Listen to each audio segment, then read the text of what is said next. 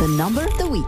Le chiffre de la semaine. Le chiffre de la semaine, c'est 20 800, comme le nombre d'hectares de forêt dévastés par les flammes en Gironde. Il y a ma forêt qui part en fumée.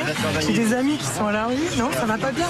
Et j'espère qu'on mettra les moyens en œuvre pour pouvoir sauver les régions forestières.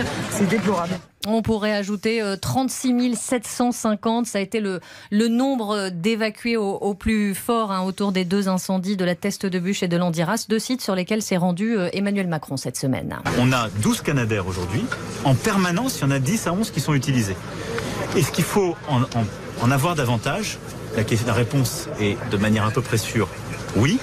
C'est une réflexion européenne. Je le dis d'autant plus que c'est l'Europe qui paye nos nouveaux moyens. On a développé une stratégie européenne. C'est la France qui en a pris l'initiative. Mais je le dis pour toutes celles et ceux qui parfois critiquent l'Europe.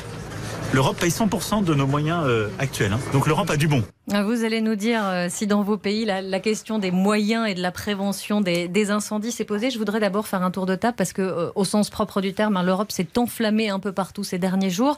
Juan Rosé, je lisais près de 200 000 hectares brûlés en Espagne depuis le début de l'année. Ça continue toujours là? Ça continue. Il y a certains endroits du côté d'Aragon. D'ailleurs, le président du gouvernement était du côté de l'Aragon il y a 24 heures à peine, justement pour voir quel était le nom du feu dans la région. Et vous avez tout à fait raison. 200 000 hectares en Espagne depuis le début d'année.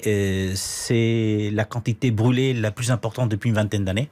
Et donc, il n'y a pas que la France, effectivement, qui est fortement touchée par le feu. Et à chaque fois, c'est des feux énormes qu'on a du mal, mais vraiment du mal à maîtriser, comme ça a été le cas en Gironde. Ouais. Mais cette flotte, c'est vrai qu'elle est aussi partagée, c'est-à-dire que la France partage ses Canadair, envoie ses Canadair quand il y a des incendies. En Espagne, ça a été le cas. La mutualisation des Canadair, j'ai une image des grands incendies dans le nord du Portugal il y a quelques années. C'était des Canadair espagnols qui étaient partis et des pompiers espagnols qui étaient partis.